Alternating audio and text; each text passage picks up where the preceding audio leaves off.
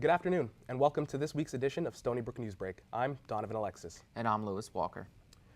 The Islamic State is now claiming responsibility for the devastating suicide bombings in Sri Lanka. The attack on Easter Sunday, which took the lives of over 300 people, was said to be in response to the mosque attack in New Zealand in March. Sri Lankan officials are now saying they received warnings about the bombings prior to the attack from India and the United States intelligence agencies. The United States, however, is denying any prior knowledge of the attacks. Chanel Lewis has been sentenced to life in prison without parole for the murder of Howard Beach jogger Katrina Vetrano. The family of Vetrano spoke outside the courthouse, her father Phil insisting that the defense turned the case into a circus by not taking the plea deal. Cops say that the victim was sexually assaulted and beaten and that Lewis's DNA was found on her body.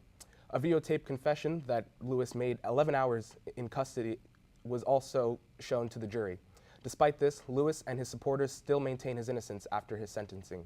The defendant's mother alleged that the prosecution framed her son, but offered no evidence to support her claims.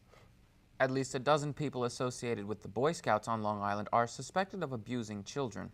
The Manhattan law firm Jeff Anderson and Associates released the names of the abusers this morning. The Scout leaders involved on Long Island are from 7 different towns.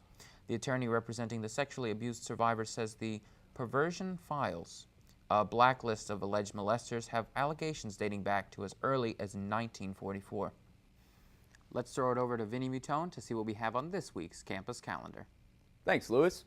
Well, Seawolves, it's almost time for the 30th anniversary of Roth Regatta, and it's not too late to get involved. All students can still register their boats until 1 p.m. on April 28th. And remember, this year's theme is Dr. Seuss, so grab your tape and cardboard too. We'll see you at Roth Pond soon. Come support your Stony Brook men's lacrosse team as they take on the Albany Great Danes in the final game of their regular season on Friday, April 26th at Laval Stadium. A win against Albany would put Stony Brook in first place heading into the playoffs, so make sure you're there to cheer them on.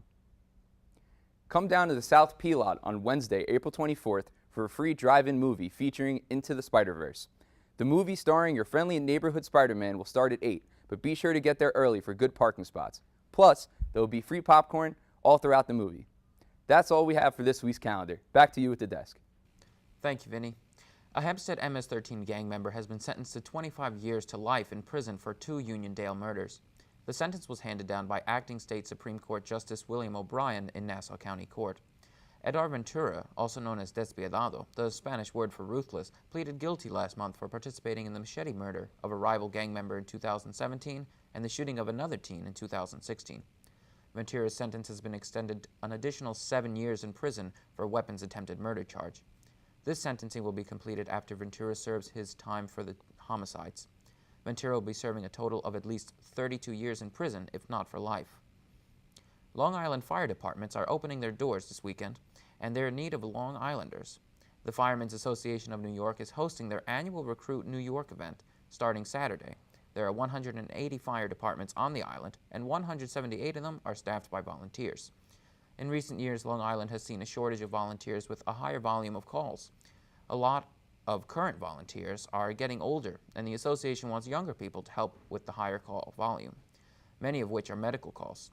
Assistant Nassau Fire Marshal John Priest says anyone can volunteer, and there is no age limit as long as you're in shape. Priest also assures interested volunteers that you won't be thrown right into a burning building. There is always a training process and a ride-along.